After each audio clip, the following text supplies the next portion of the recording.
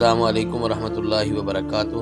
انعام القرآن ٹرسٹ پاکستان بھر میں تعلیم قرآن عام کرنے کے لیے قرآن پاک سے متعلق ہر قسم کی چیز مفت فراہم کر رہا ہے۔ اللہ پاک قبول و منظور فرمائے، آمین ثم آمین۔ نحمده ونصلي ونسلم على اشرف الانبیاء والمرسلین، اما بعد فاعوذ باللہ السمیع العلیم من الشیطان الرجیم من همزه ونفخه ونفثه وَلَقَدْ يَسَّرْنَا الْقُرْآنَ لِلذِّكْرِ فَهَلْ مِن مُدَّكِرٍ۔ اور یقیناً ہم نے قرآن کریم کو نصیحت حاصل کرنے کے لیے بہت آسان کر دیا ہے، تو کوئی ہے جو اس سے نصیحت حاصل کرے۔ محترم ناظرین و سامعین، اللہ رب العزت کے فضل و کرم سے انعام القرآن ٹرسٹ پاکستان کے زیر اہتمام ترجمۃ القرآن کا یہ 40 روزہ شاندار اور منفرد کورس جاری ہے، اور اس کا آج ہم سبق نمبر 17 پڑھیں گے۔ ہمارے سبق کی ترتیب میں پہلے 2 حروف ہیں، تو پہلا حرف ہے بلا۔ اللہ رب العزت نے جب تمام انسانیت کو حضرت آدم علیہ السلام کے سامنے اکٹھا کیا اور ان سے وعدہ لیا، الست بربکم، کیا میں آپ کا پروردگار نہیں ہوں، تو سب نے بیک زبان یہ اعتراف کیا اور جواب دیا، قالوا بلا، انہوں نے کہا کہ اے اللہ کیوں نہیں، آپ یقیناً ہمارے پروردگار ہیں۔ بلا کا مطلب ہے کیوں نہیں۔ اور دوسرا حرف ہے علا۔ علا کا مطلب ہے پر یا اوپر۔ اولئک علی ھدی من ربہم، سورہ بقرہ کے آغاز میں مومنین متقین کی صفات بیان کرنے کے بعد اللہ رب العزت ارشاد فرماتے ہیں کہ یہی لوگ ہیں کہ جو اللہ کی طرف سے صحیح ہدایت پر ہیں۔ ہمارے سبق کا دوسرا حصہ ہے وہ عربی اسماء جو کہ اردو میں بھی ایز اٹ از استعمال ہوتے ہیں۔ تو پہلا حرف ہے حیات، زندگی کے معنی میں قرآن کریم میں یہ 71 مرتبہ استعمال ہوا ہے۔ اور دوسرا لفظ ہے قرآن۔ خود قرآن کریم کا جو نام ہے یہ قرآن کریم میں 10 مرتبہ استعمال ہوا ہے۔ اور تیسرا لفظ ہے طعام۔ طعام کا مطلب ہے کھانا، قیام و طعام کا لفظ اردو میں استعمال ہوتا ہے، یہ قرآن کریم میں 24 مرتبہ استعمال ہوا ہے۔ اور چوتھا لفظ ہے منکر، منکر انکار کرنے والا، اور یہ لفظ قرآن کریم میں 18 مرتبہ استعمال ہوا ہے۔ اور آخری یعنی 5واں اردو اسم ہے نبی۔ نبی کا لفظ قرآن کریم میں 75 مرتبہ استعمال ہوا ہے، انبیاء یا نبی کا لفظ۔ اور ہمارے سبق کا تیسرا حصہ ہے عربی اسماء، وہ اسم، وہ نام جو کہ عربی کے ہیں، ہم اگر انہیں یاد کر لیں تو ہم بہت سا ترجمہ یاد کر لیں گے۔ جیسا کہ پہلا اسم ہے متا۔ متا کا مطلب ہے کب۔ قرآن کریم میں یہ 19 مرتبہ استعمال ہوا ہے۔ متا نصر اللہ، اللہ رب العزت نے پہلی قوموں کا تذکرہ کرتے ہوئے ارشاد فرمایا کہ ان کو ہلایا گیا، ان کو آزمایا گیا، حتیٰ کہ وہ یہ کہنے لگے کہ اللہ کی مدد کب آئے گی، الا ان نصر اللہ قریب، اور اللہ رب العزت کی طرف سے جواب آیا کہ خبردار اللہ کی مدد بہت قریب ہے۔ تو متا کا مطلب ہے کب۔ اور دوسرا لفظ ہے قسط۔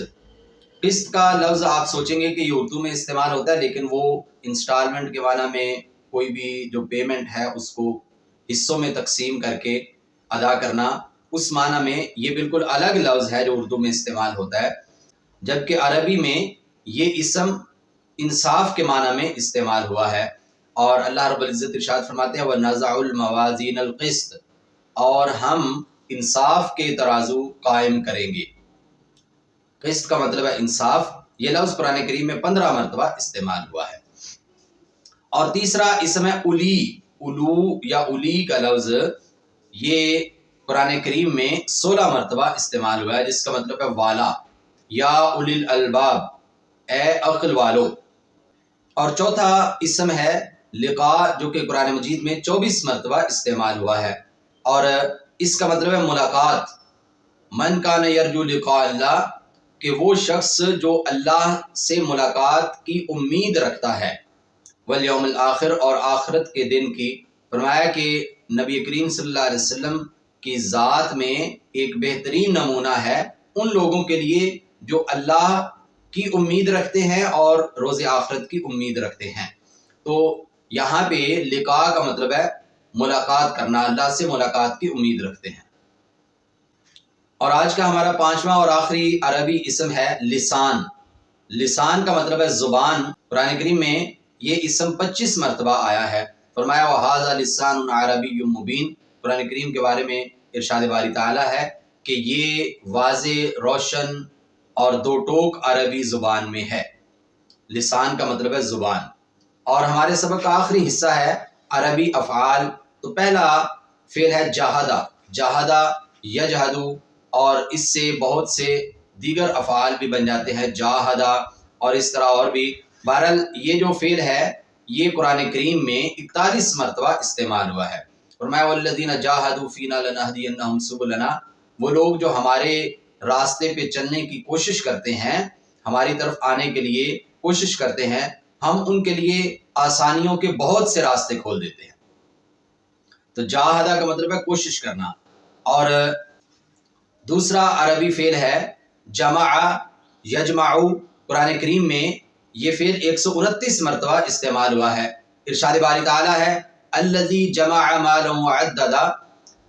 وہ شخص جو زکوٰۃ ادا نہیں کرتا، وہ شخص جو اللہ نے اس کے اوپر جو مالی حقوق رکھے ہوئے ہیں ان کی ادائیگی نہیں کرتا، اور وہ کنجوسی کا مظاہرہ کرتا ہے، اور نہ اسے یہ پتہ ہے کہ مال کما کہاں سے رہا ہے، ہر جائز ناجائز طریقے سے وہ کما لیتا ہے اور پھر اس کو جوڑ جوڑ کر رکھتا ہے۔ الذی جمع مالا، وہ شخص کے جو مال کو جمع کرتا ہے، وعددا، اور اس کو گنتا رہتا ہے۔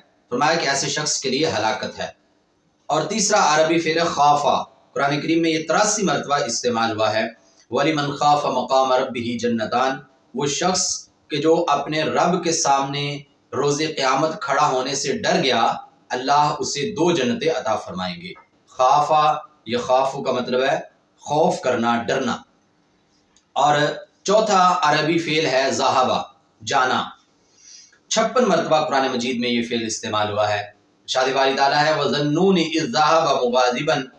حضرت یونس علیہ السلام جب عرصہ دراز تک اپنی قوم کو واضح نصیحت کرتے رہے اور وہ اپنے گناہوں سے باز نہیں آ رہے تھے اور اللہ رب العزت کی ذات پہ ایمان نہیں لا رہے تھے، تو ایک دن وہ غصے کی حالت میں ان کو عذاب کے بارے میں، اللہ کی پکڑ کے بارے میں بتا کے وہاں سے اس بستی سے نکل گئے۔